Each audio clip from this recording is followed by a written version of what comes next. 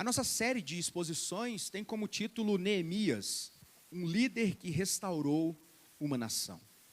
Eu imagino que até esta altura já esteja bastante claro nas nossas mentes que o trabalho de Neemias no meio do povo foi muito mais do que apenas edificar os muros.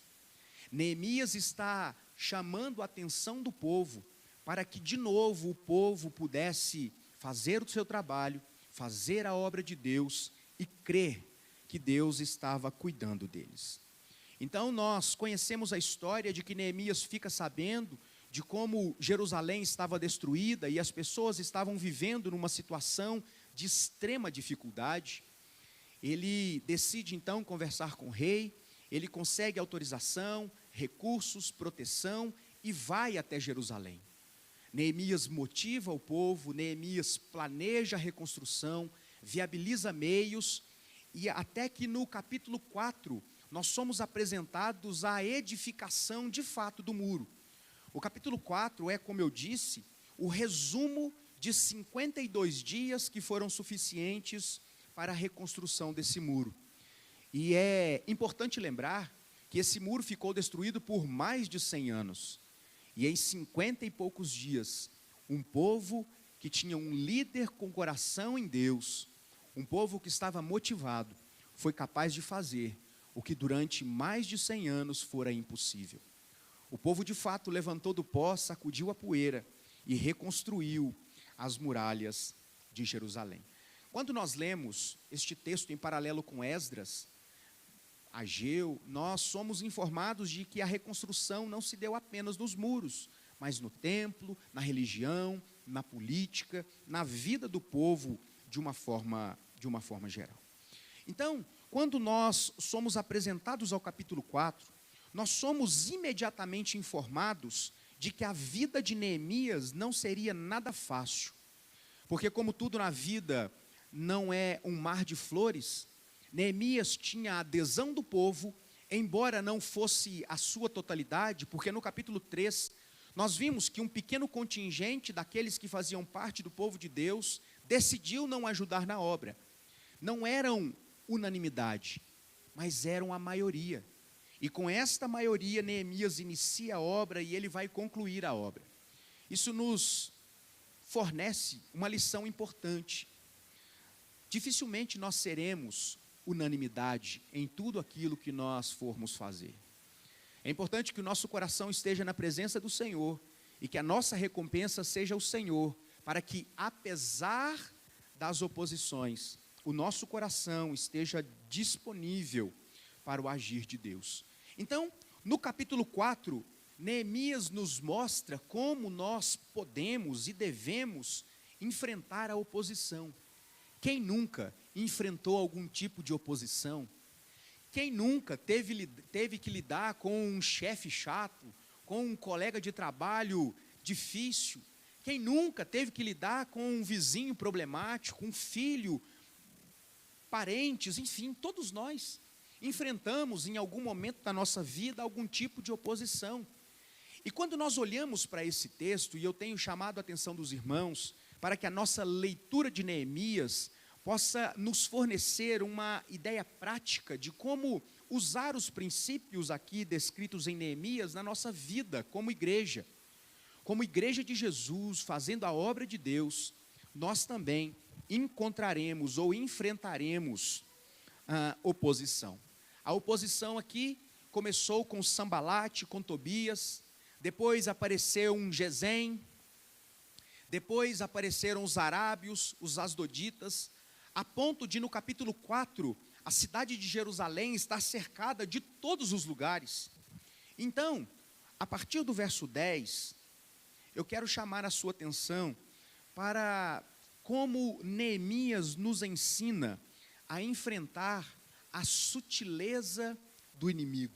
Percebam, irmãos, nós vimos na exposição passada como os inimigos do povo de Deus naquele contexto, eles se valeram de muitas estratégias, e muitas delas silenciosas, sutis.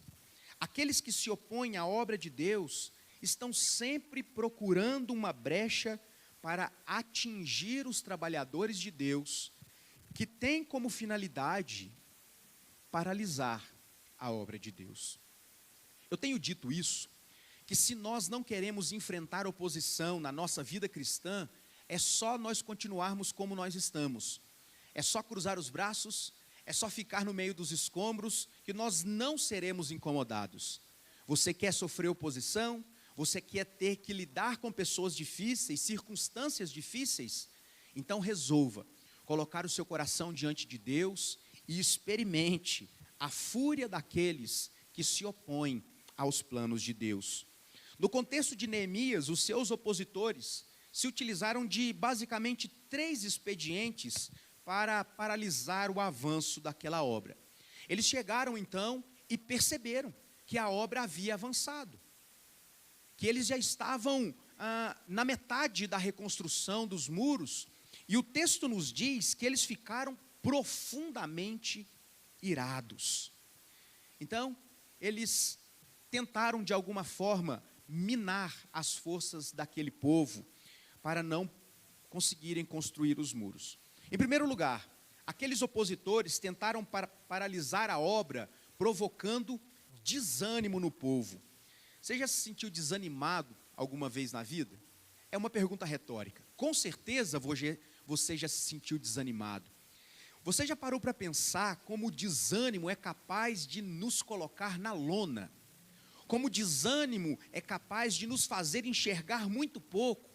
Como o desânimo é capaz de nos fazer reclamar de qualquer coisa? Eles também sabiam disso.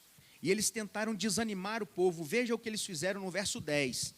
Então, ou seja, depois de toda a raiva, depois de incitar os exércitos, depois de fazer um complô contra o povo de Deus e marchar contra eles, disse Judá. Agora, irmãos, é a percepção dos cidadãos de Jerusalém em relação à oposição dos inimigos do povo de Deus. Já desfaleceram as forças dos carregadores e os escombros são muitos, de maneira que não podemos edificar os muros. Sabe o que me chama a atenção nesse destaque que fiz? É que o desânimo é capaz de nos fazer perceber como os nossos problemas internos são mais difíceis e mais graves que os nossos problemas externos. É muito interessante, meus irmãos, que pior do que os exércitos que vinham contra eles, querendo matá-los, era o próprio povo, que agora, depois de reconstruir o muro até a metade, olhou para aquela situação, mas com o coração desanimado, e eles pensaram: nós já estamos cansados, é impossível continuar essa obra.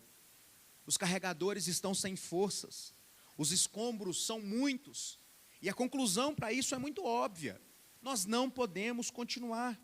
Eles sentiram que não tinham capacidade para concluir aquela obra. E eu fico pensando como muitas vezes o nosso maior problema somos nós mesmos. É a maneira que nós enxergamos as circunstâncias à nossa volta. Certa vez, D.L. Moody, ele disse algo interessante que eu gostaria de dizer aos irmãos. O maior obstáculo na obra são os obreiros. Como isso é confrontante, irmãos. Na visão de Moody, nós somos os nossos maiores adversários. Uma pessoa desanimada sempre olha para as circunstâncias, ao invés de olhar para o Senhor. Uma pessoa desanimada tende a dar mais ouvidos para as pessoas do que dar ouvidos à voz de Deus. Então a primeira estratégia foi minar o ânimo daquelas pessoas. Se os irmãos voltarem um pouquinho no texto, no verso 6, nós lemos que, apesar de tudo aquilo, nós edificamos o muro, disse Neemias, e o muro se fechou até a metade, porque o povo tinha ânimo para trabalhar. Mas aí chegou a notícia. Os moradores que moravam na circunvizinhança chegavam dizendo: o pessoal está vindo contra a gente, eles estão fazendo chacota de nós, estão dizendo que se uma raposa subir no muro, o nosso muro vai cair. Certamente nós seremos mais uma vez vencidos. E como as pessoas de Judá reagiu a esta situação, fez brotar desânimo no coração deles. Então nós precisamos estar atentos para dar mais ouvidos àquilo que Deus diz, do que aquilo que as pessoas à nossa volta estão dizendo. Durante a pandemia, alguém, de forma belíssima, retratou os 3 anos que nós vivemos. Numa única charge, onde havia umas pessoas olhando para a televisão e exclamando: nós estamos perdidos. E uma outra pessoa olhando para a Bíblia e dizendo: nós estamos salvos. Visões diferentes da mesma circunstância. Nós precisamos ser aqueles, como Neemias, que, a despeito das dificuldades e da oposição, damos mais ouvidos para Deus do que para os nossos opositores, porque senão, fatalmente, nós vamos ficar desanimados. Em segundo lugar, esses opositores tentaram paralisar a obra, espalhando boatos. Olha o que diz o verso 12. Quando os judeus que habitavam na vizinhança, os irmãos se lembram, né? Vieram judeus fora de Jerusalém para ajudar na reconstrução do muro. 10 vezes nos disseram: de todos os lugares onde moram subirão contra nós. Então, a segunda estratégia foi: vamos fazer fofoca. Vamos fazer com que o povo fique com medo. As pessoas fora de Jerusalém vinham para Jerusalém e insistiam, falando que os inimigos estavam vindo sobre eles. Você já ouviu falar aquela história que todo mundo que conta um conto, inventa um ponto? É impressionante, meus irmãos, como esses comentários, como estas fofocas, esses boatos que vão surgindo no meio dos lugares são capazes de amedrontar o coração das pessoas. Os comentários eram assustadores, de todas as regiões. E nós vimos isso na primeira parte do capítulo 4. Eles estavam vindo de todas as regiões, e quanto mais se falava aquilo, eles estão vindo de todos os lugares, lutando contra nós, certamente nós não teremos chance. Boatos, e aqui eu quero traduzir boato numa linguagem muito popular, as fofocas têm a incrível capacidade de destruir o nosso espírito de coragem e de cooperação.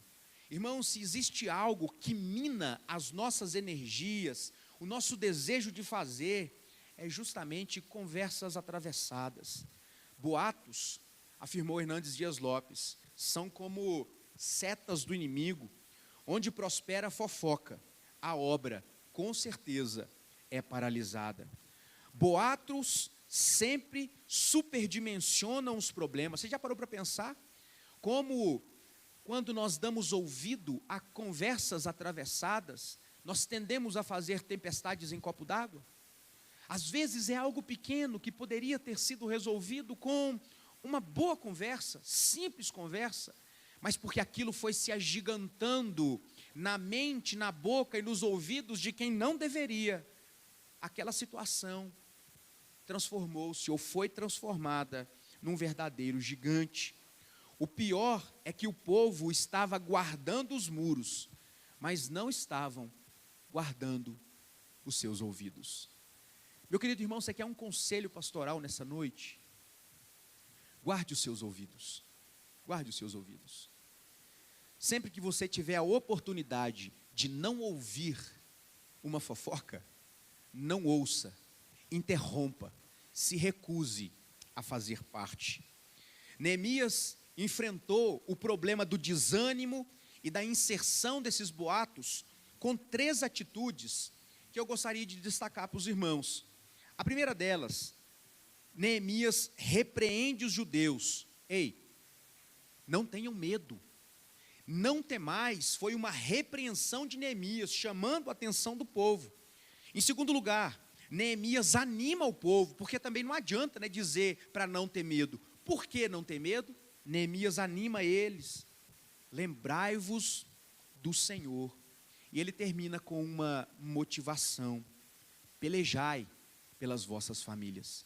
Perceba, irmãos, uma repreensão, não tenham medo. Um ânimo, lembrai-vos do Senhor. Um propósito, uma causa, lute pela sua família. Em terceiro lugar, esses opositores tentaram paralisar a obra, destruindo propriamente dito o povo. No verso 11, a ideia deles é que eles iam se infiltrar no meio do povo, e quando o povo estivesse desapercebido, ele os mataria. E é muito interessante, meus irmãos, perceber que a obra de Deus, a igreja de Deus, vive em constante luta e batalha. Só que a nossa luta não é uma luta física. A Bíblia diz que a nossa luta não é contra a carne ou sangue. O nosso grande inimigo é ladrão e assassino. A Bíblia diz que ele veio para roubar, matar e destruir. E de fato, ele tem destruído muitas vidas, muitas famílias. Ele tem debilitado muitas igrejas, paralisado em muitos lugares a obra de Deus. Nós estamos inseridos neste contexto, onde nós temos que lutar todos os dias contra influências como essa.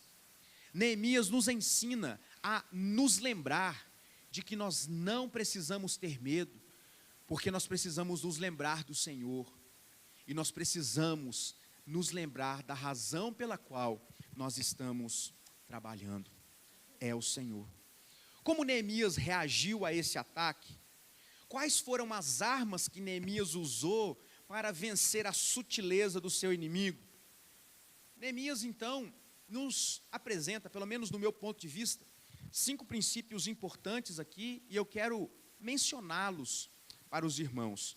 Em primeiro lugar, cada um deve defender a sua própria família. Irmãos, você já parou para pensar como Neemias coloca uma motivação extremamente grande no coração do povo para vencer aquela sutileza dos ataques do inimigo?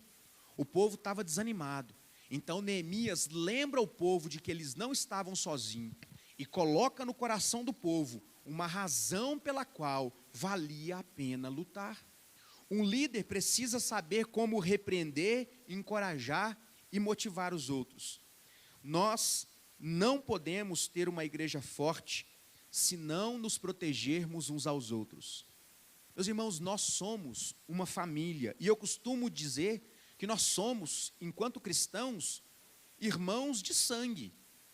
Nós somos irmãos, feito família de Deus pelo sangue de Jesus, e nós precisamos ter na dificuldade do nosso irmão um motivo pelo qual nós devemos batalhar todos os dias, orando, dobrando os nossos joelhos.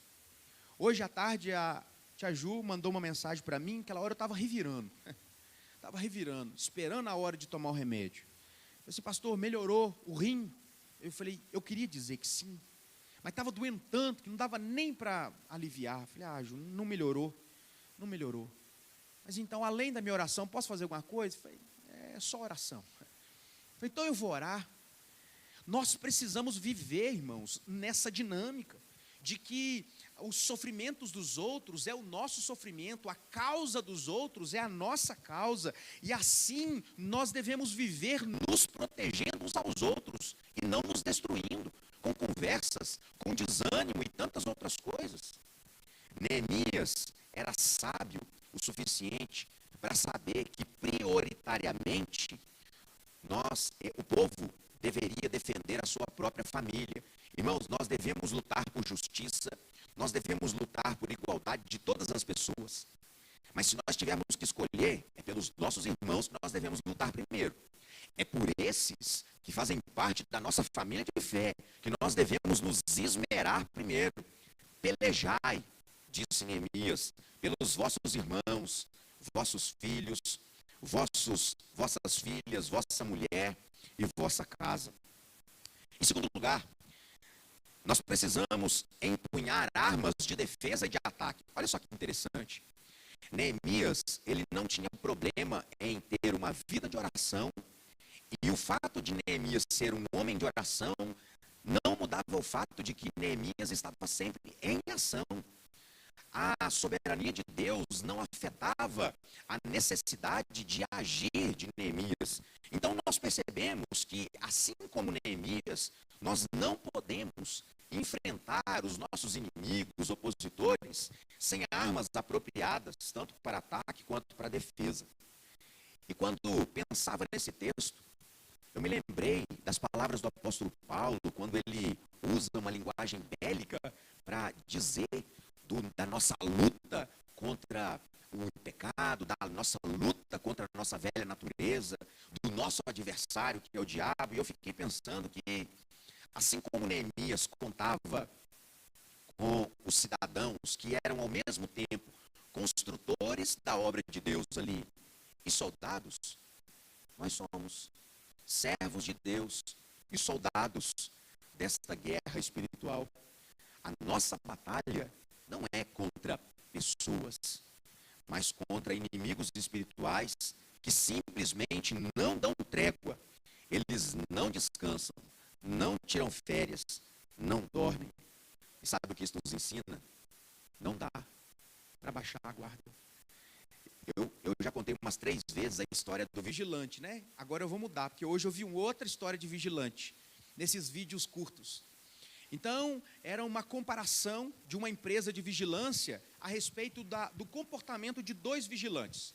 O primeiro vigilante, ele estava assentado num banco e olhando para o nada, pensando na morte da bezerra. Até que então entraram 2 meliantes, sacaram da arma, renderam o vigilante e tomaram a arma dele. A outra situação era um vigilante de banco, instituição financeira, que estava perto da porta giratória, observando a caixa com detector de metais. Então, o vigilante estava ali, né? QAP, o cara usou esse termo, não faço ideia do que significa, mas algo que deve dizer atenção, tá? Apostos. Eu contava que o Valdemir estivesse aqui, eu ia perguntar para ele. Depois os irmãos perguntam. Mas ele estava ali, apostos. Fato é que vieram 2 meliantes, e quando um tentou sacar a arma, o vigilante vigiou. E um saiu correndo, e ele fez alguns disparos ali, e conseguiu prender um dos vigilantes. Nas 2 situações, era um vigilante, uma arma, e a necessidade de defender um lugar. Mas 2 reações diferentes. Um não estava vigiando como devia, e o outro estava o tempo todo a postos. Eu fiquei pensando como esse segundo diz muito a nosso respeito quanto à necessidade que nós temos de estar com os olhos abertos, de não cedermos à tentação de cochilarmos na nossa vida espiritual. Então, nós precisamos aprender a empunhar as armas necessárias. É muito interessante como Paulo, escrevendo aos Efésios, ele fala da armadura de Deus. E aquele texto é belíssimo, porque Paulo trata desta nossa relação com o império das trevas como uma luta mesmo. E que nós precisamos ser munidos de armas de defesa, de ataque, para que seja possível vencer esse nosso inimigo. E é muito interessante como naquele texto, Paulo vai dizer que o meio pelo qual nós acessamos essa armadura espiritual é a oração. Exatamente o que nós temos visto na vida de Neemias. Em terceiro lugar, verso 14, nós precisamos de uma liderança firme e exemplar. Então, qual foi a reação de Neemias a toda essa situação, às ordens que ele deu? Inspecionei, perceba, está conjugado na primeira pessoa do singular. Eu inspecionei, eu me dispus e disse aos nobres e aos magistrados e ao resto do povo: não tenham medo, lembrai-vos do Senhor, grande e temível, e pelejai pelos vossos irmãos, vossos filhos, vossas filhas e pela vossa mulher. Neemias não abandonou o povo na hora da pressão. Ele toma a frente, ele desafia os líderes. Neemias dá exemplo.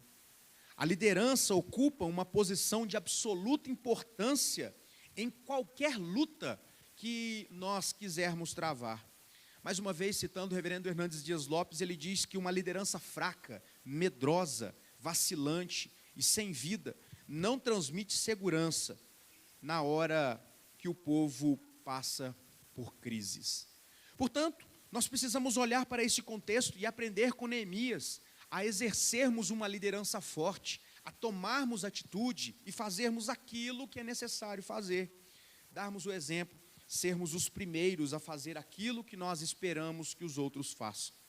Em quarto lugar, nós precisamos colocar os nossos olhos em Deus e não no inimigo. É muito interessante como Neemias chama a atenção do povo e diz para eles: não tenham medo, lembrem-se do Senhor, observe o que Deus já fez, olhe para a fidelidade de Deus ao longo do passado. É como se Neemias chamasse a atenção do povo para todos os livramentos que Deus providenciou para o povo ao longo da história. E a ideia de Neemias é: não tenham medo, porque agora não vai ser diferente. Deus vai cuidar da gente. Olhe para Deus e não para o inimigo. Em quinto lugar, nós precisamos direcionar o foco do nosso temor. Por que eu destaquei isso, irmãos? Porque assim, existem uns valentes que dizem que não tem medo, não tem até estar diante de uma situação amedrontadora. Todos nós temos algum tipo de medo. Então a questão não é se nós tememos alguma coisa, mas se nós colocamos o nosso temor na coisa certa. Ao ouvir aquela situação, o povo ficou desanimado porque temeu os seus inimigos. Em vez de temer o inimigo, nós devemos temer o Deus que é grande e de fato temível. Quem teme a Deus não teme os homens, afirmou William Hendrickson. Quando nós colocamos os nossos olhos em Deus, Deus frustra os planos dos nossos opositores. Muitos líderes, eles erram por temer mais os opositores do que temer a santidade de Deus. Temem mais os homens, ao invés de desejar agradar a Deus. Tentam agradar os homens, servir os homens e acabam desagradando a Deus. Meus queridos irmãos, esse trecho nos ensina lições muito importantes e nós precisamos guardá-las no nosso coração. Nós precisamos aprender a reagir como Neemias aos nossos opositores, às situações difíceis que muitas vezes nós enfrentamos ao longo da nossa caminhada. Eu tenho tentado tratar aqueles construtores como um tipo de crente para os nossos dias, como uma forma de você olhar para aqueles desafios e pensar que hoje, igualmente como povo de Deus, fazendo a obra de Deus, nós enfrentamos desafios. Muitas vezes tendemos ao desânimo, tendemos a paralisar a obra, e a palavra de Deus tem chamado a nossa atenção para o fato de que é necessário continuar olhando para Deus. Eu quero concluir chamando a sua atenção para 3 perguntas que eu fiz na semana passada, farei hoje e também na próxima semana. Diante de situações de oposição, quais são as frentes de batalhas que nós temos enfrentado? Quais são os seus dilemas? Nós conhecemos hoje, mais uma vez, os dilemas de Neemias, os dilemas do povo, as dificuldades que eles enfrentavam.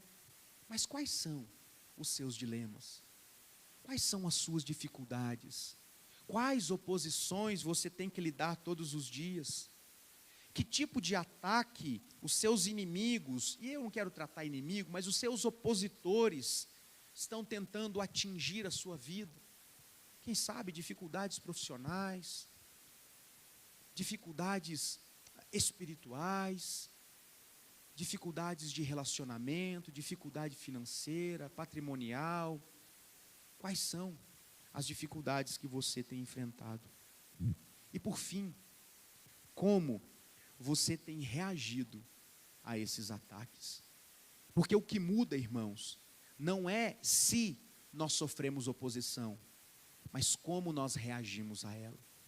Neemias enfrentou zombarias com oração e com trabalho concentrado. Neemias enfrentou o complô dos seus inimigos com oração e com a colocação de sentinelas, deixando aquelas pessoas de vigia. Neemias enfrentou ameaças mais fortes com a chamada geral para as armas, com uma exortação: lembrai-vos do Senhor e pelejai. Quando você tiver que enfrentar as suas lutas diárias, e eu sei que você as tem, lembre-se do Senhor, daquele que caminha conosco. Olhe para o seu passado e veja que Deus esteve com você até aqui. O que te faz pensar que agora Ele não vai estar? Semana passada nós tivemos um acampamento com os adolescentes da igreja. Irmãos, pensa numa semana de luta. Pensa numa semana de luta, de todos os tipos. Mas, firmes, colocando diante de Deus. E na véspera, veio uma cólica de rins muito forte. Muito. Quem já sentiu sabe do que eu estou falando. Daquelas que dá vontade de morder na gente mesmo para ver se muda o foco da dor. E aí eu comecei a tomar o Toragesic. Quem já sentiu também sabe o que é isso. De 3 em 3 horas. Podia tomar de 6 em 6. Eu estava tomando de 3 em 3 porque eu sabia que se eu fosse no hospital ia dar ruim. Na outra semana eu tinha passado no urologista, feito um exame não muito agradável. Homens acima de 40 anos vão no médico. E eu tive que fazer alguns exames, entre eles ultrassom pélvica para ver umas outras questões. E nos rins, e eu vi que eu tenho alguns presentes no rim de novo. E aí começou a doer muito, e eu lembro que a minha oração com a Fernanda lá foi: e agora? O que a gente vai fazer? Irmãos, precisava ver o desespero do Asaf. O Asaf é a Conexão Kids. Ele não podia estar no acampamento, mas ele é filho do pastor, eu não tinha com quem deixar, então você vai vir no Kids, mas você vai ter que ficar lá com a gente. E o Asaf me via chorando de dor, e ele falava assim: papai, liga para o Valdemir. Eu falei: não, meu bem, a mamãe leva o papai no hospital. Não, liga para o Valdemir e ir no Conexão, senão vai cancelar o Conexão. Eu falei: o miserável está preocupado em não perder o acampamento. E eu me lembro de ter orado com a Fernanda pedindo: Deus, só deixa passar até sábado. Só deixa passar até sábado. Aí depois, se tiver que operar de novo, a gente opera. E passou, né? Hoje já é quarta-feira, já está quase dando uma semana. Só que a dor não. A dor não passou. Nem um pouquinho. Nem diminuiu. Nem amenizou. E amanhã eu tenho retorno no médico, não sei exatamente como vai ser o desfecho ao longo da semana. E hoje eu pensava a respeito de um tanto de coisas que eu precisava fazer e eu simplesmente não conseguia, porque a dor era muito forte. Muito, muito, muito forte. E foi então que a dor me fez lembrar de que não foi a primeira vez que eu senti ela. Não foi. Não foi a primeira vez que eu fiquei desesperado. Não foi. Não foi a primeira vez que eu tive que tomar remédio forte. Eu já tive que tomar morfina outras vezes por causa do rim. Eu já tive que sofrer com um catéter na uretra durante muito tempo, com sonda. E ao me lembrar desses fatos tristes, o meu coração descansou em Deus. E eu me lembrei do texto que eu traria aos irmãos hoje. Lembrai-vos do Senhor. Eu de fato não sei o que vai acontecer amanhã, e pode ser que eu nem volte, né? Pode ser que eu nem volte. Mas o meu coração ficou em paz, não sem dor, mas em paz. Porque quando nós olhamos para a nossa história, Deus, Ele faz brotar no nosso coração esperança. Porque apesar das dificuldades, Ele sempre esteve conosco. Por que nós pensaríamos que seria diferente agora? Então, quero concluir dizendo que o meu desejo e a minha oração é que Deus, em sua infinita bondade, o Deus de Neemias, seja poderoso para te ajudar a vencer as suas lutas. Que Deus traga alento ao seu coração e fortaleça a sua vida para vencer os seus desafios. Quais são eles? Grandes, pequenos, físicos, emocionais. Essas categorias dizem muito a respeito de nós, mas absolutamente nada a respeito de Deus. Porque Deus pode todas as coisas. E eu quero convidar você para encerrarmos esse nosso tempo de estudo, fazendo o que Neemias fazia. Qual era a reação de Neemias frente às dificuldades? Ele orava. Ele orava. Coloque diante do Senhor a sua luta, a sua dificuldade, crendo que Deus é poderoso para reconstruir muros derrubados. Deus é poderoso para trazer vida àqueles que morreram, como no passado algumas vezes. Deus é poderoso para transformar a realidade da nossa vida. Eu quero orar por você e com você. Deus querido, nós colocamos diante do Senhor mais uma vez o nosso coração, na certeza de que o Senhor nos ouve, na certeza de que o Senhor está conosco, de que nós não estamos sozinhos. E por isso, ó Deus, o nosso coração se alegra e nasce conforto, ó Deus, dentro de nós, por saber, ó Deus, que o Senhor luta as nossas lutas. Quero, Deus, colocar diante do Senhor a vida de cada um dos meus irmãos, destes que aqui estão, daqueles que nos acompanham, ó Deus, por meio desta transmissão. Que o Senhor, ó Deus, os abençoe. Que o Senhor, ó Deus, guarde a vida de cada um. Que o Senhor, ó Deus, dê esperança, ânimo no coração, para levantar de onde pararam e continuar, ó Deus, a sua missão. Deus, que em nome de Jesus, as circunstâncias, as dificuldades, as oposições, os opositores, não sejam suficientes para nos paralisar. Sobretudo, ó Deus, no que diz respeito à Tua obra. Que o Senhor, ó Deus, nos desafie, nos encoraje, nos fortaleça, para continuarmos caminhando, para que possamos, ó Deus, com fé naquele que era, que é e que há de vir, completar a nossa carreira, respondendo com fé a esse chamado. Que o Senhor nos abençoe, que o Senhor nos guarde, hoje e sempre, em nome de Jesus. Amém.